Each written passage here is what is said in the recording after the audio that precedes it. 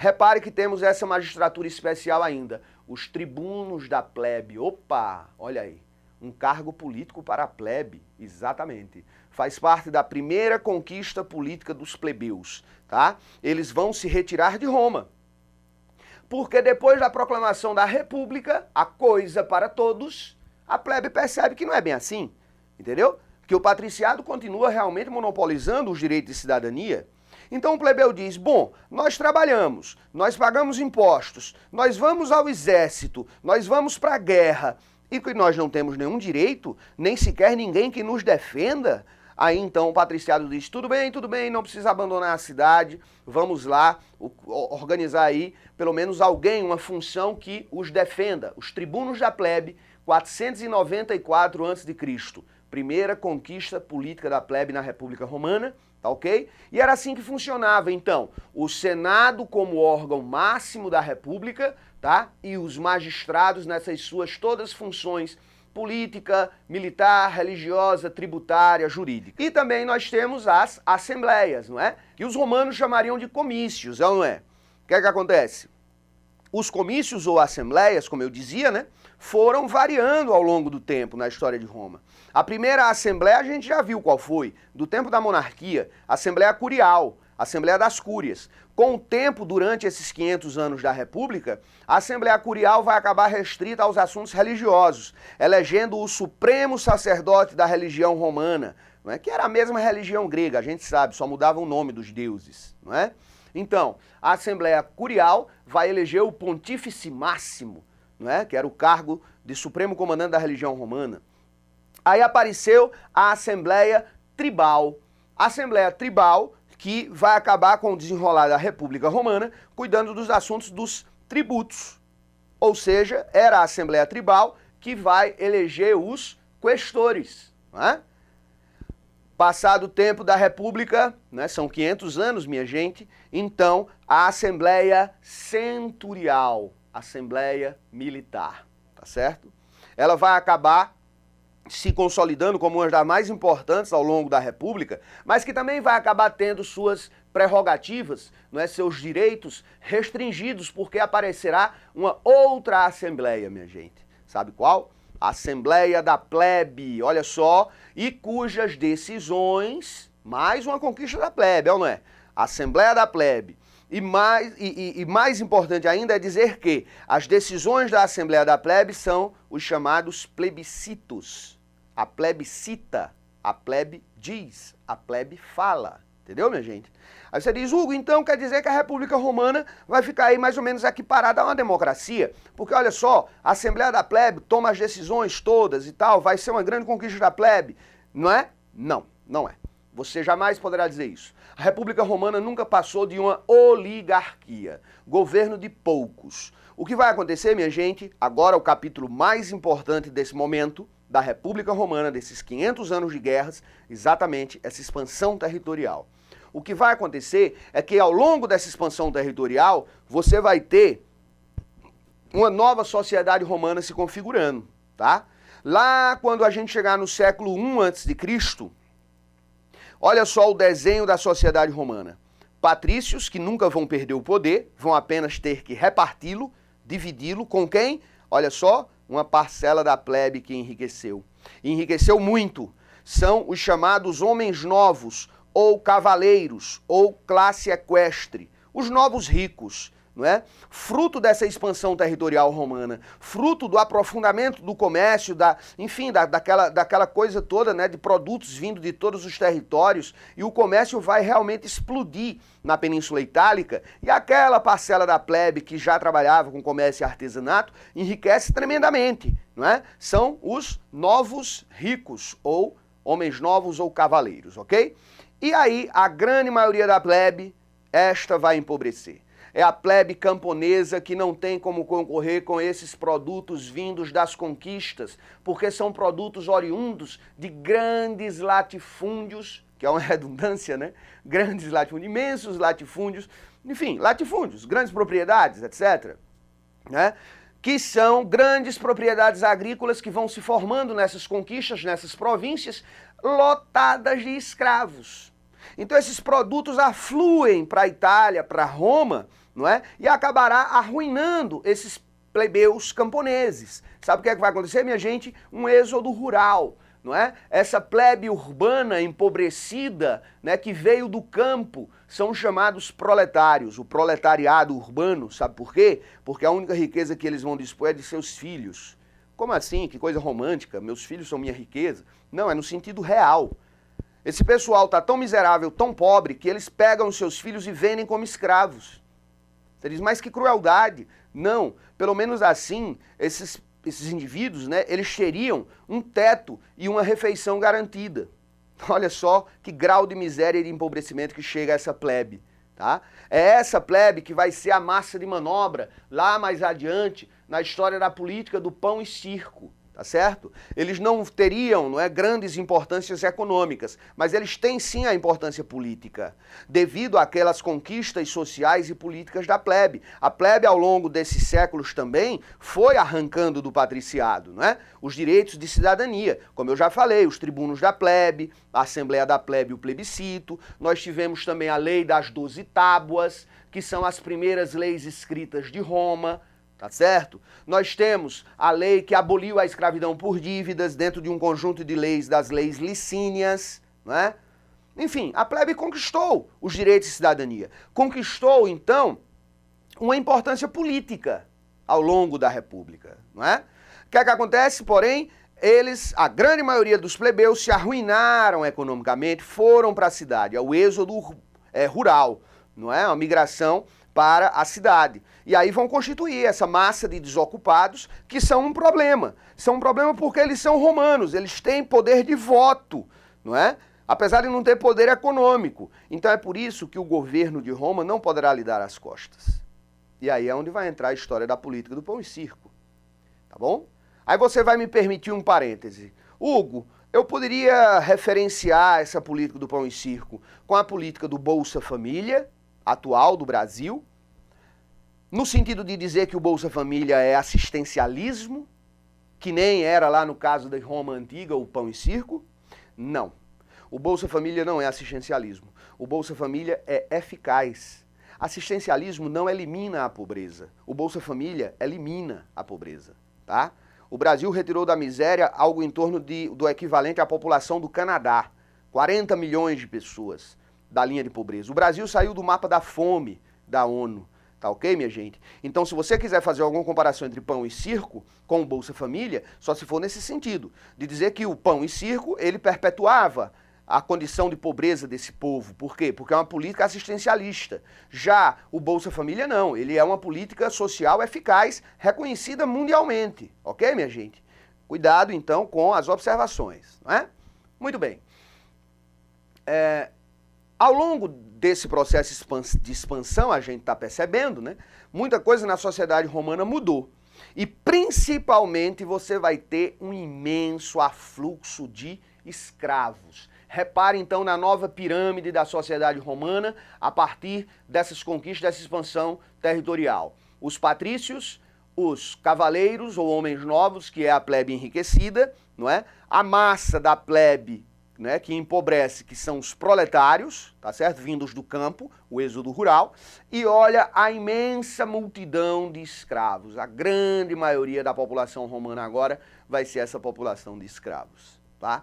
Ou seja, Roma se constitui, se configura, se consolida no sistema de produção escravista, tá ok? Se você quer uma agulha, você pega na mão do escravo. Se você quer construir uma cidade, você põe os escravos para trabalhar. Essa vai ser a realidade de Roma. Muito bem, pessoal. Então, como grande resultado dessa expansão, você tem um problema social. O problema do proletariado. O problema dessa plebe empobrecida. O que é que vai acontecer? Alguns políticos começam a se manifestar, como, por exemplo, os irmãos Graco. olha pessoal, é o primeiro sintoma de crise da República, tá? Os irmãos Graco, eleitos tribunos da plebe, eles vão tentar apontar o dedo para a questão da concentração de terras, a questão agrária, da reforma agrária. Mas repare bem você que é exatamente no momento onde essas conquistas estão no seu apogeu. Já pensou você produzir uma reforma agrária e aí isso tornaria desinteressante a guerra? Sim, porque nessa altura do campeonato, o exército romano ainda não é aquele exército profissional que a gente vê nos filmes, não. Tá? O exército romano, ele era, o romano ia para a guerra tendo em vista os saques, as terras, os escravos, entendeu? E aí os irmãos Graco, primeiro o Tibério Graco, em 133 a.C., tá? Ele vai propor a lei agrária, que redistribuía essas terras conquistadas. Ora, o poder dos generais não ia permitir uma situação como essa. Um general desses não vai para uma guerra para conquistar um sítio, uma chácara. Ele vai para conquistar regiões, tá? Ele vai para conquistar territórios, fortunas, poderes, renome, que é exatamente isso que vai levar também ao fim da República, ao nascimento do Império Romano. É o poder pessoal desses generais que acumularam fortunas e acumularam poderes, tá? O que vai acabar minando a autoridade dos senadores. Os senadores romanos acabarão de mãos atadas diante do poderio imenso desses generais, os senhores da guerra, tá certo? E o final exatamente do Tibério Graco, que propõe a reforma agrária, é a morte. Ele e mais 300 seguidores vão ser massacrados, não é, em pleno Senado romano. Muito bem, 10 anos depois do Tibério Graco, veio o irmão dele, Caio Graco, em 123 a.C., que também vai acabar se envolvendo com a questão agrária. Porém, antes, o Caio Graco propôs a lei frumentária, tá? Que é a lei que dizia que o governo romano deveria distribuir trigo para essa população pobre, o proletariado, a plebe falida. Tá vendo? Olha só já as origens da política do pão e circo, não é? Muito bem. O que é que vai acontecer então? Os irmãos Graco representam o primeiro sintoma de crise e de desgaste da República Romana. Ambos acabaram mortos, ambos acabaram massacrados por causa dessa questão fundiária, da concentração de terras e poderes nas mãos do generalato, os grandes conquistadores, não é? Então vão começar a aparecer os nomes, os homens que irão minando, derrubando a República Romana. E aí a gente está chegando no final da nossa primeira parte sobre Roma, que é exatamente essa transição da República para o Império. Repare bem vocês, por volta de 100 anos antes de Cristo, nós vamos ter exatamente quem? Nós vamos ter uma guerra civil entre Mário e Silas. Olha só, pessoal, Mário do Partido Popular da Plebe e Sila do Partido Aristocrático Patrício, os chamados optimates, tá? Essa guerra civil mostra para você exatamente o quê? Exatamente as transformações da República Romana, não é? O patriciado querendo se manter exclusivamente nos seus privilégios contra a ascensão da plebe. Isso é quando, minha gente, por volta do ano 100 a.C. O que foi que aconteceu? Aconteceu que exatamente o pessoal, não é, ligado ao Mário, o Partido Popular, ligado aos interesses dessa plebe enriquecida, né, os cavaleiros, homens novos, eles acabaram sendo derrotados pelo grupo patrício, tá? E várias medidas populares que o Mário tinha feito acabaram sendo anuladas pela ditadura de Silas. Olha só, nós vamos entrar então aí no 100 a.C. até mais ou menos 80 a.C., nós vamos ter esse período da ditadura de Silas, tá certo? Cornélio Silas, ok? Essa ditadura é uma ditadura aristocrática, uma ditadura que visava, não é, desmantelar aquela ascensão que estava acontecendo do chamado grupo plebeu, tá certo? O que é que foi que aconteceu? Mário, por exemplo, tomou uma medida importantíssima. Mário, não é, no governo plebeu, ele teria profissionalizado o exército romano por volta do ano 100 a.C. para frente. Nós vamos ter finalmente aquele exército que a gente vê nos filmes, o exército romano profissional, que recebe salários do governo para ir para a guerra, tá? Isso Mário estava tentando resolver exatamente o problema da pobreza, né? O problema dessa massa de gente pobre que eram os proletários, tá certo? Essa relação, interessante, essa relação desses soldados com os seus generais passou a ser muito parecida com aquela relação dos patrícios e os seus clientes, lembra? Aquela relação de clientelismo, relação de dependência com um homem poderoso. Assim sendo, cada vez mais que o seu general ascendesse, subisse de poder e de importância, é claro que sua tropa receberia benefícios, tá certo? Então, essa coisa do Mário, né, acaba encaminhando ainda mais para o fortalecimento dos generais. Foi uma das poucas medidas que o Silas, na sua ditadura, não é, ele não vai desmantelar, né, com relação às medidas que foram tomadas lá pelo Mário no seu governo popular, não sabe? Pois bem, o Silas, então, velho, cansado, resolve se retirar da política e entrega os poderes de volta ao Senado. Mas aí Roma pega fogo. É a crise do século I a.C. É a crise diretamente ligada à superação da República para o império que vai nascer. O que é que foi que aconteceu, pessoal? Olha só, nós vamos ter a conspiração do senador Catilina, que já mostra um desgaste do próprio Senado, não é? Esse senador Catilina foi denunciado pelo grande político e pensador romano Cícero, não é? No seu discurso das Catilinárias, famoso. E aí o que é que acontece? Famosos com o discurso de Cícero, mas isso revela para você que o Senado andava em desgaste, porque um senador queria dar um golpe e se tornar o rei de Roma, olha só, né? Nós vamos ter ainda a outra crise, que é a crise do general Sertório. Tá? Um general lá da Espanha que resolveu não obedecer mais a Roma. E aí é preciso que Roma mande seus soldados lutarem contra seus próprios generais. É uma crise militar, é uma crise no exército, repare bem você.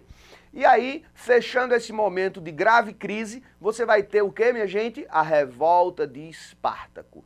Revolta de escravos que tomou de conta durante 3 anos o sul da Itália, de 73 a 71 a.C.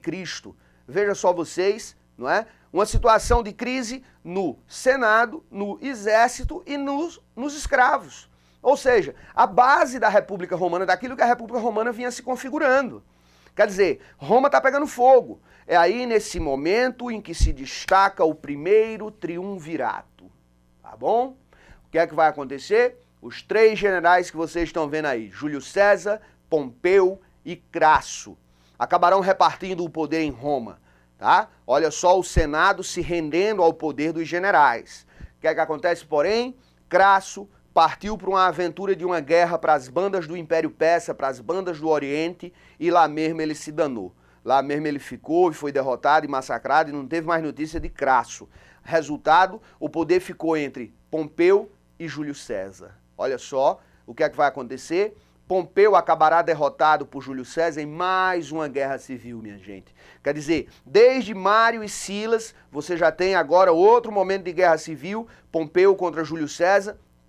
Júlio César consegue derrotar Pompeu, né, vai encontrá-lo lá no Egito, é aí onde Júlio César conhece Cleópatra, é aí onde Cleópatra engravida de Júlio César, tendo um filho de Júlio César, não é? Júlio César, inclusive, não é, reconhece esse filho e tal, enfim, e Júlio César, então, retorna vitorioso para Roma, impondo a sua ditadura, que vai durar 10 anos. Nós já estamos aí em 54 a.C., tá certo? Até quando? Até 44 a.C., quando Júlio César foi assassinado.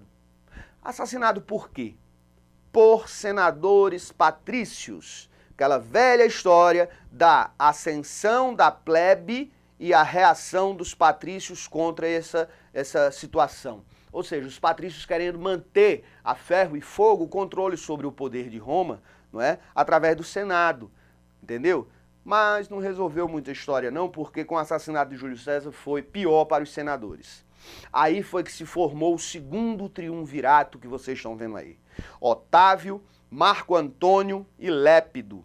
Lépido não conta muito não, porque realmente desde o começo ele não vai pesar na balança. Realmente a disputa pelo poder estava desde o começo entre Otávio e Marco Antônio. O que é que acontece? Otávio, sobrinho e filho adotivo de Júlio César. Em Roma podia acontecer isso. Né? No testamento de Júlio César estava lá escrito que ele adotava Otávio como seu filho. Né? O seu sobrinho Otávio passava a ser então filho legítimo, jurídico, regular de Júlio César. Né? E Marco Antônio, que era o braço direito de Júlio César, era o seu grande general, tá certo? O que é que vai acontecer? Otávio, praticamente um guri, praticamente um garoto, cerca dos seus 20 anos, 21 anos, acabará derrotando Marco Antônio, e aí, pessoal, ele volta do Egito, Marco Antônio e Cleópatra derrotados, Otávio volta do Egito e chegando em Roma, ele não tem quem se coloque diante dele, contra ele, tá certo? E no ano 27 a.C., os senadores não têm outra opção a não ser proclamar Otávio como Augusto, que quer dizer Deus, divino.